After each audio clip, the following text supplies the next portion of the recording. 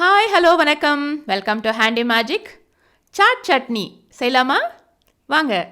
Chat chutney செய்கிறதுக்கு தேவையான பொருட்கள் பார்க்கலாம். கட்டா மிட்டா சட்னின்னு சொல்லுவாங்க. இது ரொம்ப இம்பார்ட்டண்ட் சாட் செய்கிறதுக்கு. இப்போ நான் இதில் டேட்ஸ் சட்னி செய்ய போகிறேன். முதல்ல டேட்ஸ் வந்து ஒரு 100 கிராம் டேட்ஸ் விதைகள் நீக்கிட்டு நல்லா கழுவிட்டு நல்ல தண்ணியில் ஊற வச்சுக்கோங்க. நான் ஒரு மணி நேரம் ஊற வச்சுருக்கேன். உங்களுக்கு கொஞ்சம் ஹார்டாக இருந்துச்சு அப்படின்னா கூட கொஞ்சம் நேரம் ஊற வச்சுக்கோங்க. இல்லைனா ஒரு pinch of bicarbonate of soda உப்பு கலந்து கொஞ்சம் நேரம் ஊற வச்சுக்கோங்க. நல்லா சாஃப்டாக வந்துடும். அப்புறம் ஒரு 25 கிராம் புளி, ஒரு எலுமிச்சை சைஸ் புளி கூட சொல்லலாம். 25 கிராம் சைஸில் பார்த்தீங்கன்னா அதுவும் விதைகள் நீக்கிட்டு நல்லா கழுவிட்டு கரைச்சி சாறு எடுத்துக்கணும். அதுக்கப்புறம் 1 டீஸ்பூன் நல்லெண்ணெய் அதுவும் தேவை. அதுக்கப்புறம் தேவையானது ஒரு அரை டீஸ்பூன் மஞ்சத்தூள், 1 டீஸ்பூன் மிளகாத்தூள், 1 டீஸ்பூன் வறுத்தரைச்ச சீரகத்தூள், 1 டீஸ்பூன் உப்பு. இதுதான் தேவையான பொருட்கள்.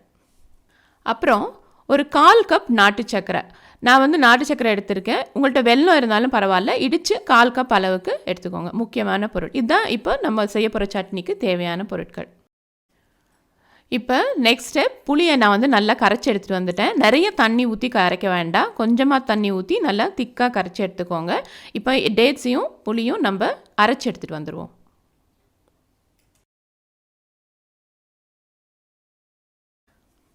பாருங்கள், இப்போ ரெண்டும் ஒன்று சேர்ந்து அரைச்சாச்சு. இந்த மாதிரி பேஸ்ட்டை அரைச்சி எடுத்துக்குவோம். ஒரு பாத்திரம் வச்சுக்குவோம். இப்போ அடுப்பில் முதல்ல இப்போ நம்ம டேட்ஸ் அரைச்சோம் இல்லைங்களா, அந்த மிக்ஸி கழுவின தண்ணி அதில் 1 கப் வந்திருக்கு. அந்த தண்ணியை இந்த பாத்திரத்தில் முதல்ல ஊற்றிக்கலாம். அடுப்பு பற்ற வைக்க வேண்டாம். இப்போ ஊற்றிட்டு அதுக்கப்புறம் அரைச்ச கலவையை அதில் போட்டு கலந்து விடுவோம்.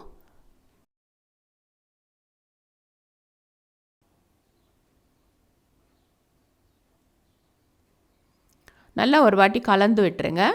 அந்த தண்ணியும் இந்த கலவையும் ஒன்று சேரணும். நல்லா கலந்து விட்டுட்டு அப்புறமா அடுப்பத்தை வைக்கலாம். இப்போ நல்லா கலந்துருச்சு. அடுப்பத்தை வச்சுக்கலாம். மிதமான தீயில அடுப்பை வச்சுக்கோங்க. நல்லா கொதி வரட்டும். இப்போ அங்கங்கே ஏதாவது சின்ன டேட்ஸ் துண்டு உங்களுக்கு அரைப்படாமல் தெரிஞ்சதுன்னா பரவாயில்ல, கரண்டியால் இப்படி ஸ்மாஷ் பண்ணி விடுங்க. கொதிக்கட்டும். இப்போ நல்லா கொதி வருது. இந்த நேரத்தில் நம்ம எடுத்து வச்சுருக்க மசாலாலாம் சேர்த்துடலாம். சேர்த்துட்டு நல்லா ஒரு வாட்டி கலந்து விட்டுருங்க. இப்போ இதோடைய மசாலாவோடைய பச்சை வாடை போகணும். அது வரைக்கும் நல்லா கொதிக்க விடணும். மிதமான தீயிலே இருக்கட்டும் அடுப்பு. இப்போ நம்ம எடுத்து வச்சுருக்க நம்மளுடைய சீக்ரெட் இன்க்ரீடியன்ட் 1 டீஸ்பூன் நல்லெண்ணெய் அதையும் ஊற்றிடலாம். இப்போ எல்லாத்தையும் ஒன்று போல் கலந்துட்டு கொதி வர வரைக்கும் வெயிட் பண்ணுவோம்.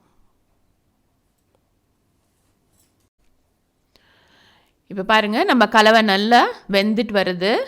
நல்லா கொஞ்சம் திக்காகவும் ஆயிடுச்சு பார்த்திங்களா. இப்போ எண்ணெய் எல்லாம் பிரிஞ்சு வருது. மசாலாவோடைய பச்சை வாடை எல்லாம் போயிடுச்சு. நல்ல மிதமான தீயிலேயே இப்படி வச்சு கிளறிட்டு வாங்க. நல்லா திக்காயிட்டு வருது. இந்த நேரத்தில் நம்ம எடுத்து வச்சுருக்கிற நாட்டு சர்க்கரையை போட்டுக்கலாம். இந்த நாட்டு சர்க்கரை வந்து கல் மண் இல்லாத நாட்டு சர்க்கரை, அதனால் நான் டைரெக்டாக அப்படியே போட்டுக்கிறேன். உங்களுக்கு கல் மண் இருக்கும் அப்படின்னு நீங்கள் நினச்சிங்க அப்படின்னா கொஞ்சமாக தண்ணி வச்சு அந்த வெல்லத்தையோ நாட்டு சர்க்கரையோ தண்ணியில் போட்டு நல்லா கொதிக்க விட்டு வடிகட்டி கல் மண் இல்லாமல் அந்த சாறை மாத்திரம் எடுத்து இதில் போட்டுக்கோங்க. அந்த வெள்ளை சாரோ நாட்டு சர்க்கரையோடைய சாரையோ இதில் கலந்துக்கோங்க. இப்போ நல்லா கலந்து விடுங்க. நல்லா கொதித்து கொஞ்சம் திக்காட்டும். அப்புறம் ஆஃப் பண்ணிக்கலாம். இப்போவே இந்த சட்னி சாப்பிட்ற மாதிரி இருக்குது. திக்காக தான் இருக்கணும், நிறைய தண்ணி ஆக்கிடாதீங்க. வெல்லத்தை போட்ட உடனே கொஞ்சம் தண்ணி விடும், அது அப்படி தான் வரும். அப்புறமா கொஞ்சம் மறுபடியும் இறுகிரும். நல்லா பலன்னு வந்துருச்சு. நல்லா நம்ம எண்ணெய் பிரிஞ்சு மேலே வருது.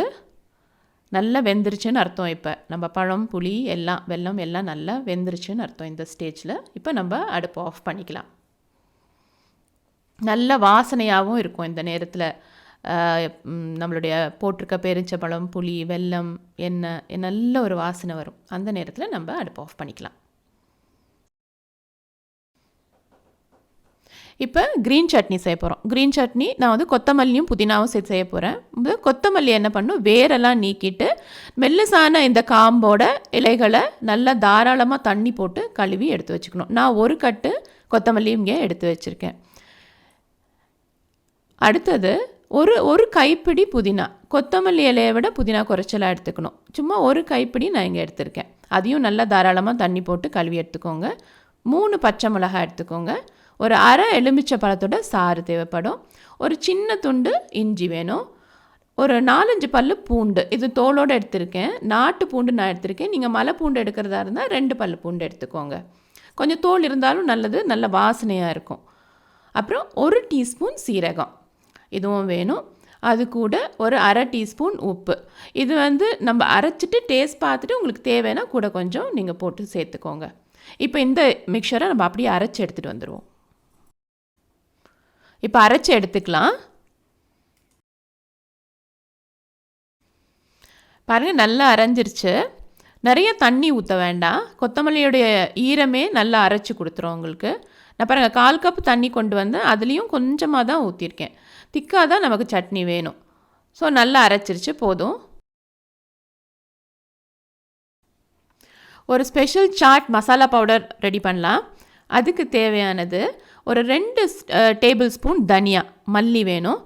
அப்புறம் ஒரு 25 போல் நான் மிளகாய் எடுத்திருக்கேன், காஞ்ச மிளகாய். இது கொஞ்சம் காரசாரமாக இருக்கணும், அதனால் எடுத்திருக்கேன். அது கூட 1 டீஸ்பூன் சின்ன சீரகம், 1 டீஸ்பூன் பெருஞ்சீரகம், சோம்பு, 1 டீஸ்பூன் மிளகு. இது எல்லாத்தையும் இப்போ நம்ம ட்ரை ரோஸ்ட் பண்ணி எடுத்துக்கலாம். அடுப்பு பற்ற வச்சுட்டு ஒரு பேன் வச்சுக்கலாம். அதில் நம்ம எடுத்து வச்சுருக்க இந்த மசாலா எல்லாம் ஒன்றா போட்டுடலாம். இதை நம்ம இப்போ நல்ல ஒரு பொன்னிறமாக வர வரைக்கும் வறுத்து எடுக்கணும். அடுப்பு மீடியம் லோவில் இருக்கணும். மிதமான தீயை விட கொஞ்சம் குறைச்சலாக வச்சுக்கணும். கருக விடக்கூடாது. கருகிச்சுன்னா உங்களோட மசாலாவோட வாடையே மாறி போயிடும். அதனால் மிதமான தீயை விட கொஞ்சம் லோவாக வச்சு நல்லா பொன்னிறமாக இதை வறுத்து எடுத்துக்கலாம். இப்போ பாருங்கள், நல்லா பொன்னிறமாக வந்துருச்சு. கருகலை, நல்ல ஒரு வாசனை வருது. நல்லா ஒன்று போல் வறுத்து வந்துருச்சு. இப்போ இதை நம்ம இன்னொரு பிளேட்டுக்கு ட்ரான்ஸ்ஃபர் பண்ணிக்கலாம். ஒரு பிளேட்டுக்கு எடுத்தாச்சு. இப்போ கொஞ்சம் ஆறட்டும். ஆறின உடனே மிக்சியில் போட்டு ஒன்று பாதியமாக அரைச்சி எடுத்துக்குவோம். பாருங்கள், இப்போ அரைச்சிருச்சு. வீடே கமகமன் வாசனையாக இருக்குது. இப்போ இந்த மாதிரி டெக்ஸ்சர் தான் நமக்கு வேணும். ஒன்று பாதியமாக அரைச்சிருக்கணும். ரொம்ப பவுடராக நமக்கு தேவையில்லை. இப்படி கரன்னு அரைச்சா போதும். இப்போ நம்ம தயார் பண்ணதெல்லாம் ரெடி ஆயிடுச்சு. Chutney, dates chutney, masala powder. இப்போ இன்னும் 2 பொருள் இதில் சேர்க்கணும். ஒன்று எலுமிச்சம் பழம். இதோட அரை பழத்தோட சாறு நம்ம இதில் எலுமிச்சம் க்ரீன் சட்னியில் சேர்க்க போகிறோம்.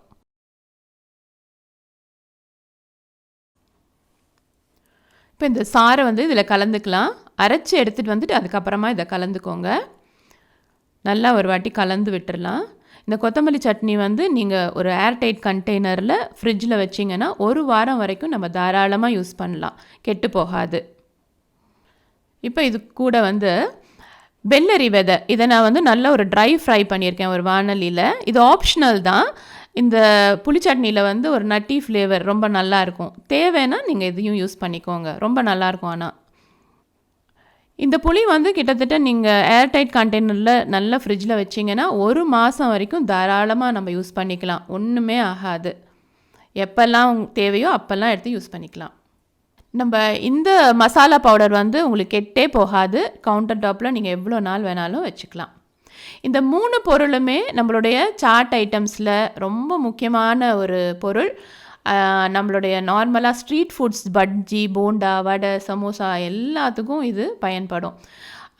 அதுக்காக தான் இந்த பதிவு. இதை ஒரு தடவை நம்ம தெரிஞ்சு வச்சுக்கிட்டோம் அப்படின்னா நம்ம ஃப்யூச்சரில் பண்ண போகிற நிறைய வீடியோஸ்க்கு இது யூஸ் ஆகும்.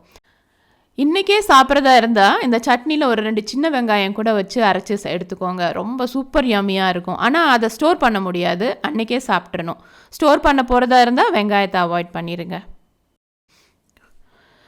ஓகே, அப்போ 3 பொருளும் நமக்கு தயாராகிடுச்சு. இதை ஒரு ஏர்டைட் கண்டெய்னரில் இப்போ ட்ரான்ஸ்ஃபர் பண்ணி ஸ்டோர் பண்ணுறதுக்கு பார்க்கலாம். இப்போ இந்த மாதிரி கண்டெய்னர்ஸில் நம்ம ஏர்டைட்டாக இந்த பொருட்களை மூடி வச்சுக்கலாம். பாட்டில் யூஸ் பண்ணுங்கள், பிளாஸ்டிக் வேண்டாம், அதுதான் ரொம்ப நல்லது. இப்போ நம்ம இதை யூஸ் பண்ணும்போதும் ஈரம் இல்லாத ஸ்பூன்ஸ் யூஸ் பண்ணுங்கள். அப்போ தான் கொஞ்சம் நாளைக்கு கெட்டு போகாமல் நமக்கு வரும். இதை கவுண்டர் டாப்லேயே வைக்கலாம், ஃப்ரிட்ஜில் வைக்க வேண்டிய அவசியம் கிடையாது. ஆனால் இதை 2ஐயும் மறக்காமல் நீங்கள் யூஸ் பண்ணிவிட்டு ஃப்ரிட்ஜில் திருப்பியும் வைக்கணும். இனிமேல் நம்ம சாட் ஐட்டம் சாப்பிட்றதுக்கு கடைக்கு போக தேவையில்லை, வீட்லேயே அழகாக சாட் ஐட்டம் செஞ்சு சாப்பிட்லாம். அதே ருசியோட அதே சுவையோடு நமக்கு கிடைக்கும், ஹெல்த்தியாக நியூட்ரிஷியஸாகவும் நமக்கு கிடைக்கும். கண்டிப்பாக ட்ரை பண்ணி பாருங்கள். செஞ்சு பார்த்துட்டு மறக்காமல் உங்களோட கருத்துக்களை கமெண்ட் பாக்ஸில் பதிவு பண்ணுங்கள். மீண்டும் சந்திப்போம். தேங்க்ஸ் ஃபார் வாட்சிங்.